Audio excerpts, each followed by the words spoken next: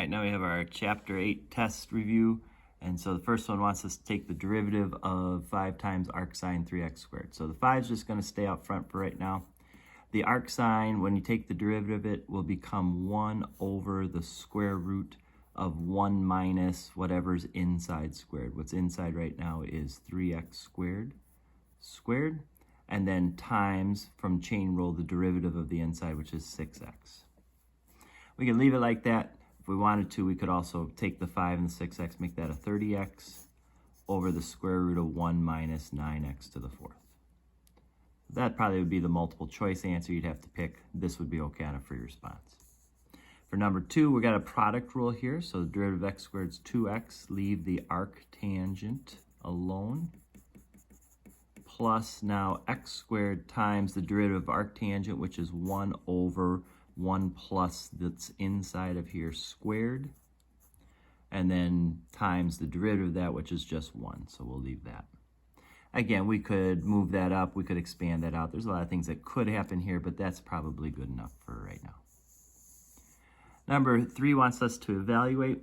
We see that we have 8x times e to the 4x. Now, if I did a u sub with this exponent, the x will not go away. And this would have to be like an x squared, where the derivative of that would give us, the x term. So I can't do a u sub, and it's 2 different kinds of polynomial and exponential. So this is a by parts.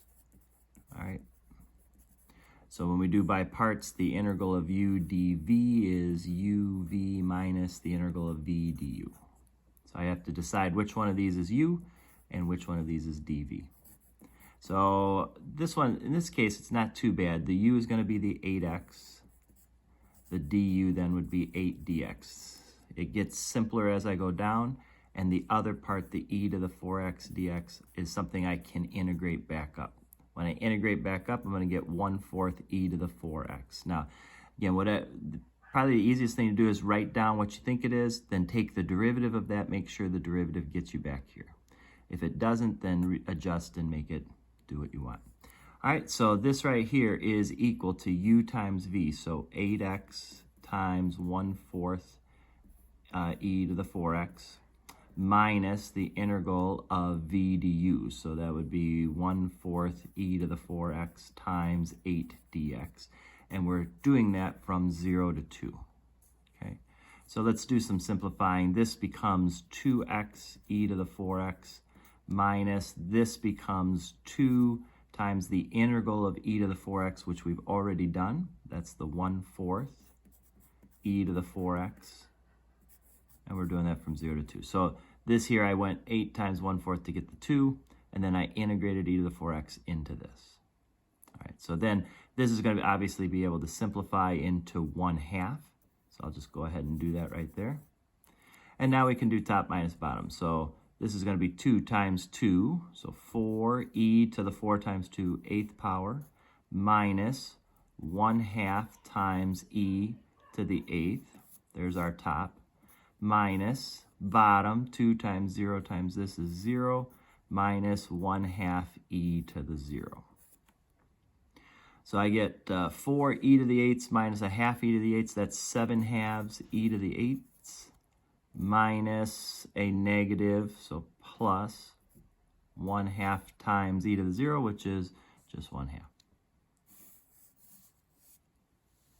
So it takes a little time to evaluate that, but that's how we do that one. Okay. Then we want to evaluate this one, and first you might think long division, but that's when the top degree is bigger than the bottom. That's not what's happening here. It's just the opposite. So I think maybe u sub, but the derivative of this will not be what I see up on top, so I don't want to do that either. So then I think maybe this is partial fractions. So I'm going to go ahead and factor the bottom into x plus 5, x plus 2. And now I have to do some algebra to rework this, right? So I'm going to say that this factor or fraction right here is the same as a over x plus 5 plus b over x plus 2. Now, if I multiply everybody by that common denominator, what I end up with is x minus 1 equals a times x plus 2 plus b times x plus 5. And again, I'm multiplying everything. This by it cancels it all out. This cancels the x plus 5, leaves the x plus 2. This cancels the x plus 2, leaves the x plus 5. I need to be smart here, so let's pick an x value that makes one of these go away. We'll start with -2. That gives me -3 equals 0 plus 3b. And that leads us to b equal to -1. Then I'm going to pick x equal to -5. Put that in, I get -6 equals -3a. b goes away. That leads me to a equal to 2. So now, this fraction, which we could not do before, turns into a over x plus 5. So 2 over x plus 5 plus b, which is -1 over x plus 2. That integrates then into 2 natural log of x plus 5 minus the natural log of x plus 2, just bringing that -1 there. Okay, and we're going to evaluate that from 0 to 1. So now I'm going to put 1 in here, so I'm going to get 2 times natural log 6 minus natural log 3. That's putting the 1 into those spots. Minus, put the 0 in, 2 natural log 5 minus natural log 2.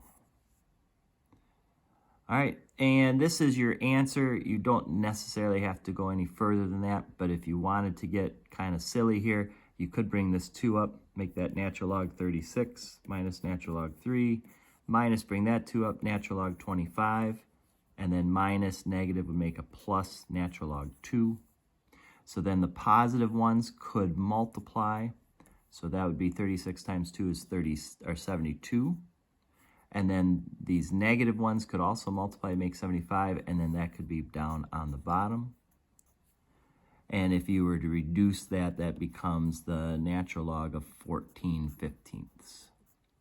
So if you wanted to get really crazy, you could go all the way to there.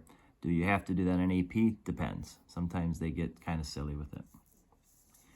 All right, we get to number 5, and now I see this x cubed plus 5 is inside of something. The derivative of it is kind of in its form there. This is a good u sub problem. I'm going to let u be x cubed plus 5. So du will be 3x squared dx. dx then will be du over 3x squared. Okay, bring that back over here. And we have the integral of x squared times, this is my u now, to the 6th power, times du over 3x squared. The x squareds cancel. That's good. And remember, because we're coming over to u, we're going to leave these. These were our x limits before. Now we want to bring them into u limits. Okay? So when x is 1, u is 6. When x is 0, u is 5. All right, almost there. Let's go 1/3 times the integral of this, which is u to the 7 over 7. All right, and that's going to give us 1/21 times 6 to the 7 minus 5 to the 7th. Now you could take a calculator and see what that equals, or just leave it. Either way, that's going to be our answer. All right, and then we get to finding just the antiderivative. So we're not doing a definite integral, just a general one. We got to kind of recognize what we're looking at here. And what I see here is not a u sub, because we don't have an x up here to handle the derivative of that. Definitely not long division with the square root. So, but with the square root and something minus something, this is that arc sine formula, right? And my a is 3.